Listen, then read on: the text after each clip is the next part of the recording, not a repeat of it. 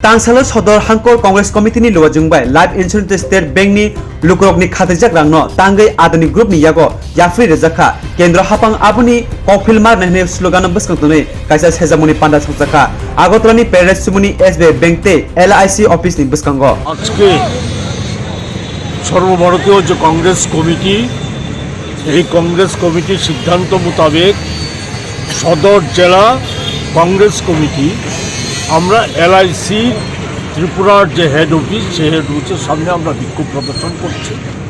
আমাদের দাবি একটাই, সেটা হচ্ছে এই যে আজকে LICর যে 29 কোটির বেশি গ্রাহক আছে যাদের আমানত LICতে রক্ষিত আছে, সুরক্ষিত থাকবে বলে বিশ্বাস করে ভারতবর্ষের মানুষ জাতীয় সংস্থা LICতে টাকা গচ্ছিত করেছে।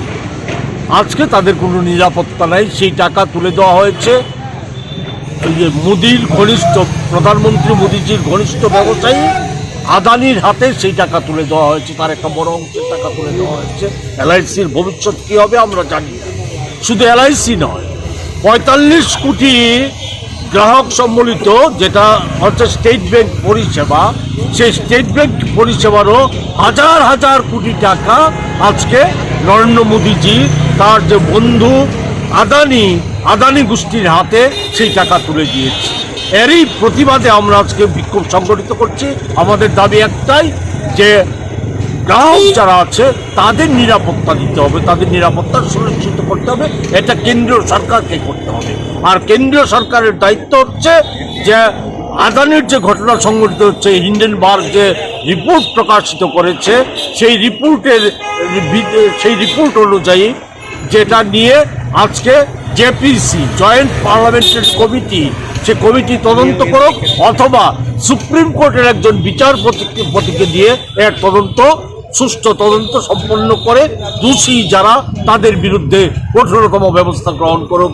আমরা লক্ষ্য করছি শুধু আদানি নয়, ভারতবর্ষের জনগণের যে গচ্ছিত টাকা, বিভিন্ন ব্যাংকে যে গচ্ছিত টাকা আছে সেই টাকা তুলে দেওয়া হচ্ছে আজকে কিছু শিল্পপতির হাতে, যারা সেই এগুলি নিয়ে প্রতারণা করছে।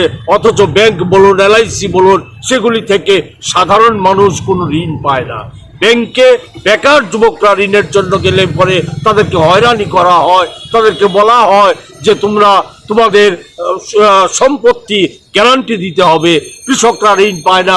এই একটা অবস্থা, সেই অবস্থার আমরা অবসান চাই।